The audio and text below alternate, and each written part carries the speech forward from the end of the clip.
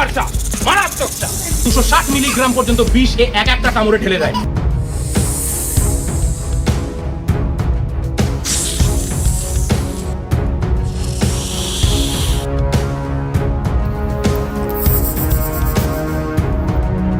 বাংলাদেশের এই কয়েকটি সাপ মারাত্মক বিষধর। তারা এক ছোবলে মানুষ মেরে ফেলতে সক্ষম। তাদের এক ছোবলে যে পরিমাণ বিষ বের হয় তা দিয়ে 5 থেকে 6 জন মানুষ মারা যাবে। বাংলাদেশে 30 প্রজাতির বিষধর সাপ রয়েছে, কিন্তু তার মধ্যে এমন 10টি সাপ রয়েছে যেগুলোর ধারে কাছেও আপনি যেতে চাইবেন না।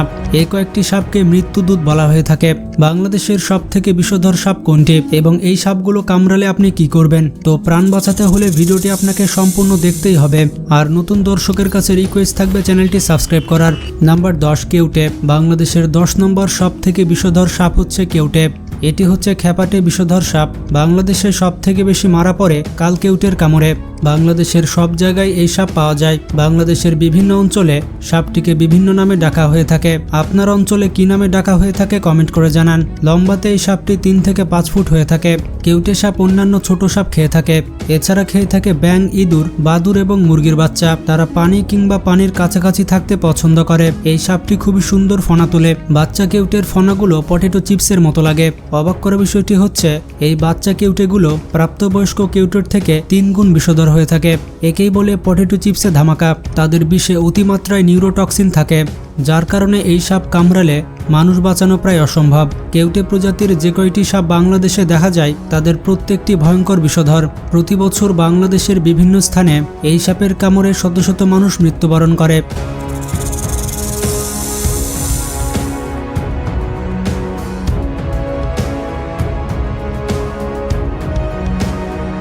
নাম্বার 9, গোখরা। বাংলাদেশের 9 নম্বর বিষধর সাপ হচ্ছে গোখরা। এটি বাংলাদেশে অতি পরিচিত একটি সাপের নাম।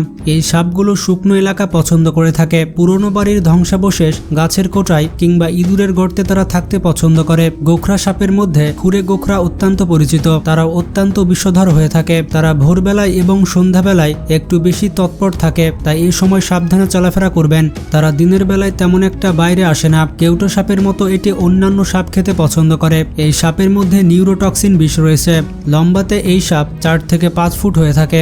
এরা কামড়ানোর পর দ্রুত হাসপাতালে না নিলে আক্রান্ত ব্যক্তি 3 ঘন্টার মধ্যে মারা যেতে পারে।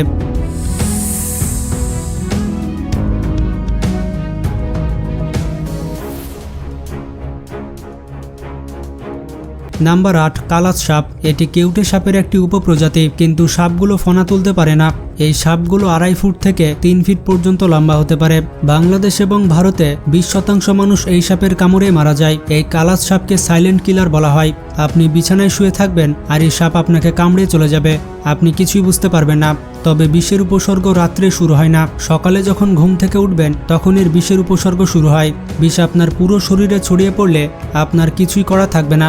সাপটিকে ইংরেজিতে বলা হয় কমন ক্রেট। কালাচের আরেকটি প্রজাতি হচ্ছে ওয়ালস ক্রেট। তারা অত্যন্ত ভয়ানক এক সাপ। কালাচ সাপের অ্যান্টিভেনম সব জায়গায় পাওয়া গেলেও ওয়ালস ক্রেটের অ্যান্টিভেনম সব জায়গায় পাওয়া যায় না, যার কারণে ওয়ালস ক্রেট কামড়ালে মৃত্যু অনিবার্য।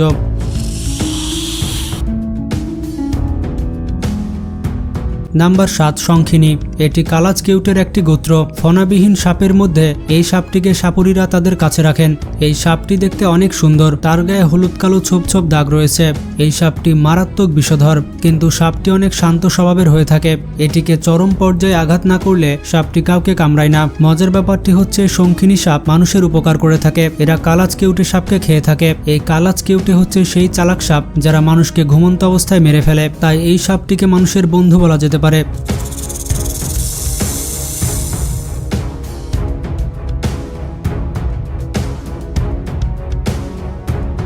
নাম্বার 6, কালো বলয় সামুদ্রিক কেউটে। এই সাপগুলোর ইংরেজি নাম হচ্ছে ব্ল্যাক ব্যান্ডেড সি ক্রেট। এই ব্ল্যাক ব্যান্ডেড সাপগুলোকে আপনারা অনেকে দেখেছেন। এই সাপটির মাথা চিকন হয়ে থাকে। এটি প্রবাল সামুদ্রিক অঞ্চলের সাপ। এটি বাংলাদেশের অত্যন্ত বিষধর একটি সাপ। সাপগুলো অত্যন্ত শান্ত প্রকৃতির হয়ে থাকে। তারা বেশিরভাগ সময় সমুদ্রের নিচেই থাকে। সেন্ট মার্টিনের গরম পানিতে এদেরকে পাওয়া যায়, তাই যারা সেন্ট মার্টিন ঘুরতে যাবেন তারা এই সাপের কথা মাথায় রাখবেন। এই সাপগুলো মাছ খেয়ে থাকে। এক ছোবলেই তারা মাছকে প্যারালাইজ করে দেয়।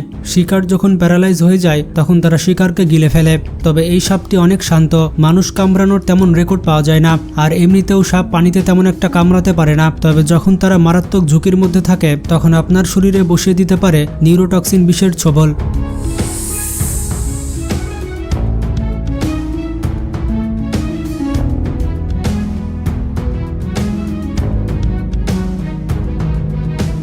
Number 5, Russell's viper. বাংলাদেশের 5 নম্বর সবথেকে বিষধর সাপ হচ্ছে রাসেলস ভাইপার। ভাইপার পরিবারভুক্ত অন্যতম বিষধর সাপ হচ্ছে রাসেলস ভাইপার। আপনারা হয়তো এই সাপটির নাম শোনার জন্য অপেক্ষা করছিলেন। বর্তমানে এই চন্দ্রবোরা সাপের অনেক উপদ্রব বেড়েছে। পুরো বাংলাদেশ কাঁপাচ্ছে এই রাসেলস ভাইপার। মূলত কৃষকের ধান খেতে এবং ইঁদুরের গর্তে তাদেরকে দেখা যায়। এই সাপটি অনেক খ্যাপাটে হয়ে থাকে এবং সাপগুলো মারাত্মক অ্যাগ্রেসিভ। এটি কামড়ালে রক্ত জমাট বেঁধে যায়, কারণ এর বিষটি নিউরোটক্সিন নয়, এর বিষটি হচ্ছে হেমোটক্সিন। এই সাপের কামড়ে রক্ত জমাট বেঁধে অনেক যন্ত্রণার পর মানুষের মৃত্যু হতে পারে। রাসেলস ভাইপার কামড়ানোর 72 ঘন্টার মধ্যে মানুষ মারা যায়। সাপটির দেহ মোটাসোটা হয়ে থাকে এবং তার লেজ ছোট হয়। সাপগুলো লম্বাতে 1 মিটার হয়ে থাকে। এই সাপটি শুষ্ক পরিবেশে এবং নিচু পরিবেশে বসবাস করে থাকে।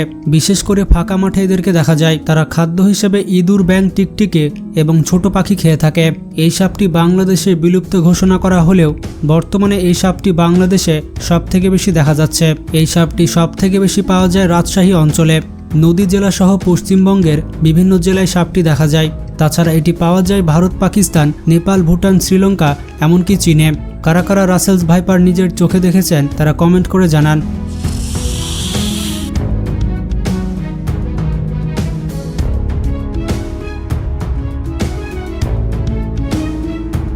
Number 4, yellow belly sea snake. এই সাপগুলোকে বলা হয় হলুদ পেটের সাপ। এই সাপটি বেশিরভাগ সময় সমুদ্রের ধারে বালুর উপরে দেখা যায়। আবার কখনো কখনো জেলেদের জালে ধরা পড়ে এই সাপটি। এই সাপটি সাইজে ছোট হওয়ার কারণে জেলেরা সাপটিকে তেমন পাত্তা দেয় না। প্রায়শই জেলেরা এর লেজ ধরে দূরে কোথাও ছুঁড়ে ফেলে, কিন্তু জেলেরা জানে না এটি কত বিষধর সাপ। জেলেরা যদি জানতো এই সাপের বিষ কেউটে কিংবা কোবরার থেকে অনেক বিষধর, তাহলে তারা সবসময় 100 গজ দূরত্ব বজায় রাখত। এই সাপের বিষে প্রচুর পরিমাণে নিউরোটক্সিন রয়েছে। যদি এই সাপ একবার কাউকে কামড়ে দেয় তাহলে তার খেলা খতম। এই সাপ একবার কামড়ালে মানুষ 20 মিনিটের মধ্যে মারা যায়।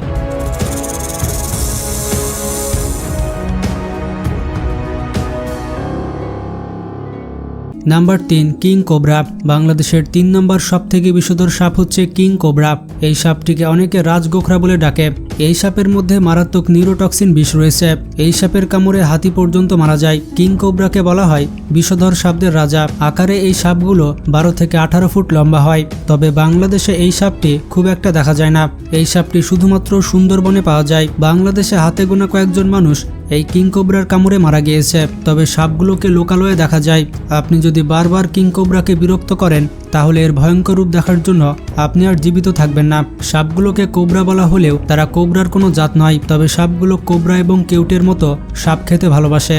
তারা সাপ খেতে এতটাই পছন্দ করে যে মাঝে মধ্যে এরা তাদের প্রজাতির ছোট সাপগুলোকে খেয়ে থাকে।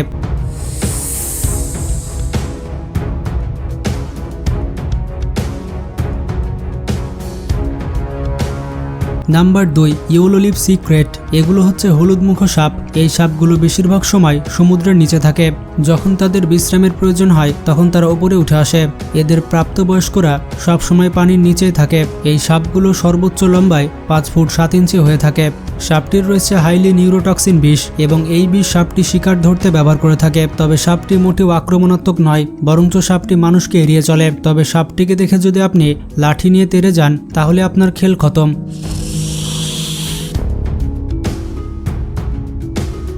Number 1, hook nose sea snake. এটি হচ্ছে বর্ষিনাগ সামুদ্রিক সাপ।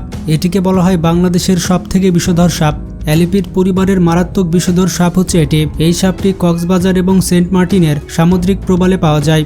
এই সাপগুলো অনেক বদমেজাজি হয়ে থাকে। পৃথিবীতে যতগুলো মানুষ সমুদ্রের ধারে সাপের কামড়ে মারা গিয়েছে তার মধ্যে 50% এই সাপের দ্বারাই হয়েছে। এই সাপটি কামড়ানোর সাথে সাথে আপনি মারা যাবেন। আপনি চিন্তা ভাবনা করার সময় পাবেন না যে আপনাকে কিসে কামড়ালো। এই সাপটির কাছে 2টি বিষ রয়েছে।